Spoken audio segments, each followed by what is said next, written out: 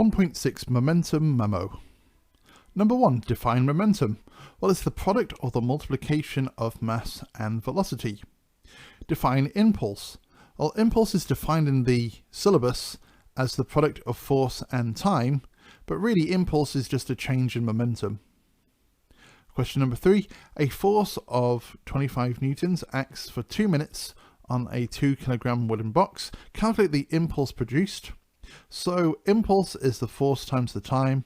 So 25 times 2 times 60, because we need to deal in seconds. We get a change of momentum, or an impulse, of 3,000 kilogram meters per second.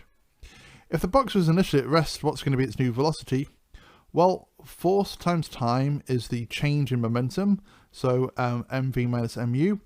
Our initial momentum was 0, so u is basically 0.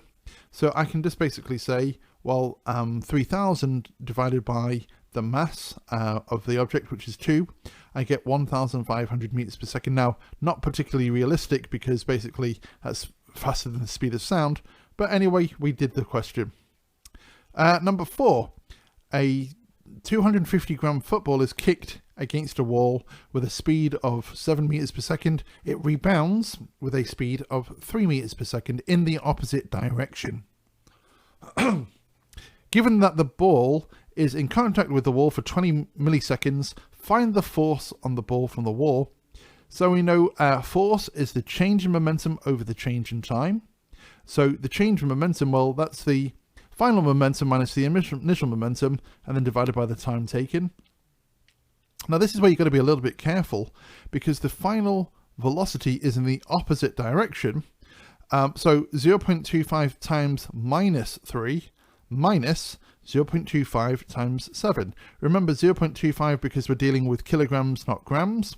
And then finally, because we're also dealing in seconds, not milliseconds, at 20 milliseconds divided by 1,000, I get 0.02 seconds.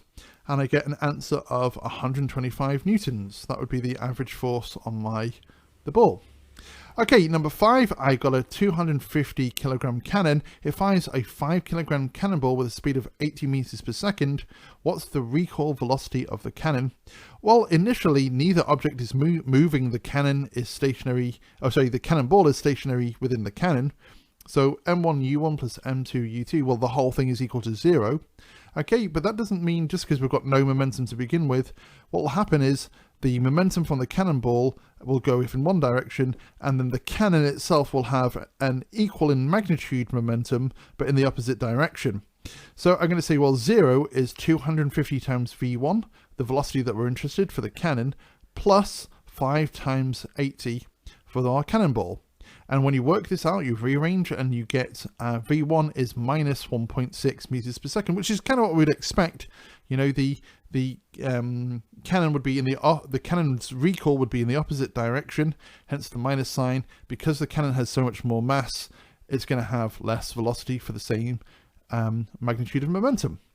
Okay, question number 6. A train locomotive of mass 25,000 kilograms is moving at a speed of 15 meters per second towards 6 stationary loaded wagons of each has a mass of 5,000 kilograms. Given that the locomotive links up with all the wagons, find the new velocity of the goods train. So because we're linking up here, the final mass we can kind of imagine as being one whole object. So to begin with, I've got only the momentum of the locomotive. So m1u1 plus m2u2 is equal to brackets m1 plus m2v. 25,000 times 15 plus, well, the wagons are stationary, so they actually have no momentum. That's equal to the total mass of the locomotive and the wagons. So 25,000 plus 6 times 5,000. Okay. And then times by v. Rearranging for v, I get 6.8 meters per second.